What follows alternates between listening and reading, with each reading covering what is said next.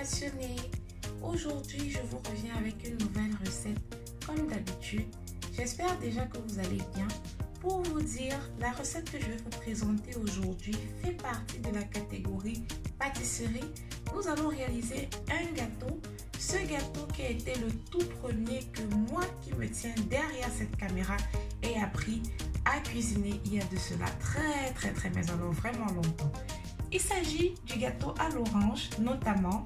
Je l'ai toujours aimé, je vais dire depuis la plus tendre enfance, tout simplement parce que c'est un gâteau qui lorsqu'il est au four peut vous rendre fou. De par son odeur, de par le parfum qu'il laisse dans votre cuisine autant que dans votre maison. Je vous laisse un bref instant apprécier l'introduction et je vous reviens pour la suite de la recette.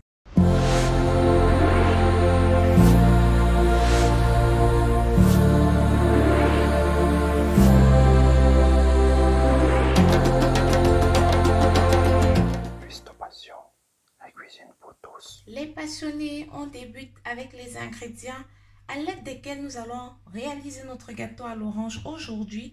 Notamment, on aura déjà besoin de 6 œufs moyens, comme vous pouvez le voir là.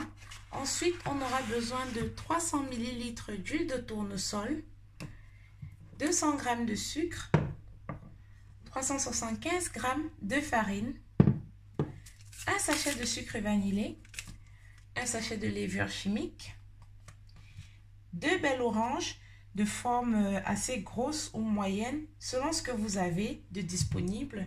Et je termine en précisant, voici le moule que je vais utiliser.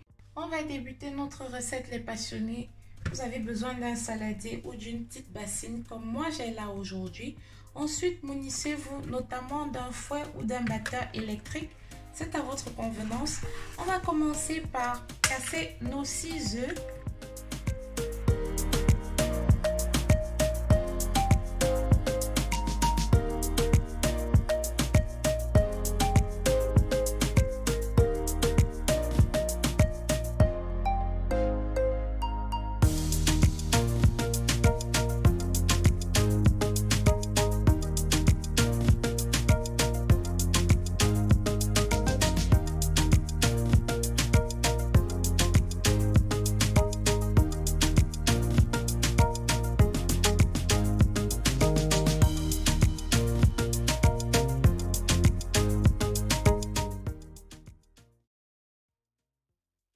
Et voilà les passionnés, notre préparation est presque prête.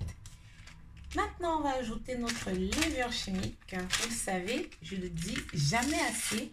On le met toujours à la fin. Pour ma part, c'est ce que je vous conseille. Si vous souhaitez un gâteau, mais vraiment tellement gonflé que vous n'en avez même plus assez d'espace pour le manger, vous voyez un peu. Donc, ensuite, on va remuer.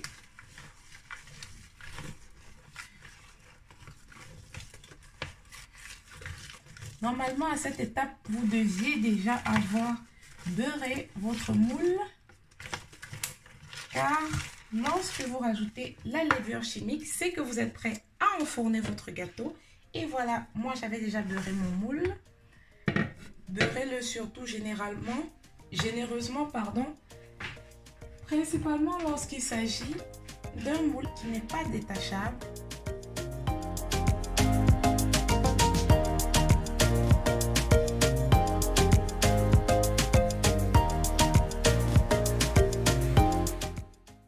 Et voilà les passionnés, notre gâteau est sorti du four.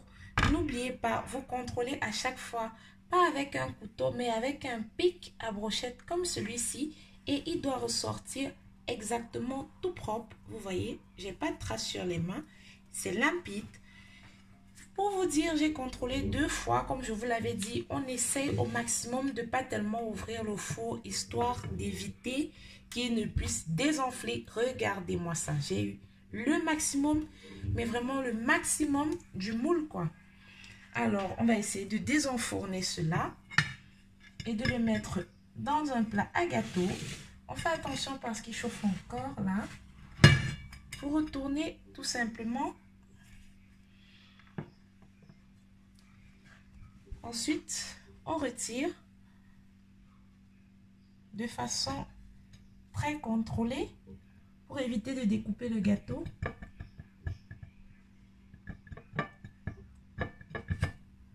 Et voilà. Admirez-moi ce magnifique gâteau.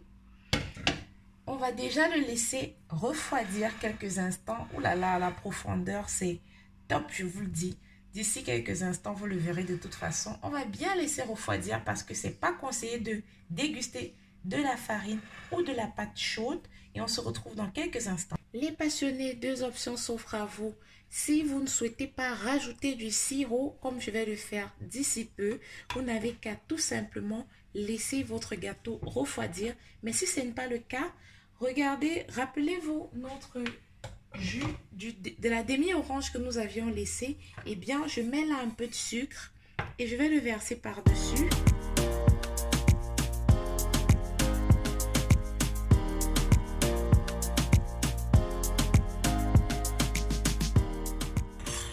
Regardez-moi ça. Ah là là, on a obtenu un très beau sirop.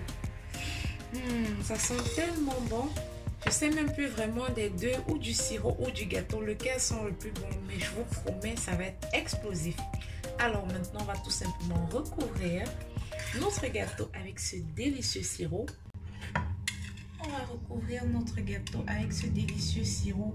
Vous avez deux options, soit vous faites comme je suis en train de faire, ou alors vous pouvez vous munir d'un pinceau et dorer tout simplement votre gâteau.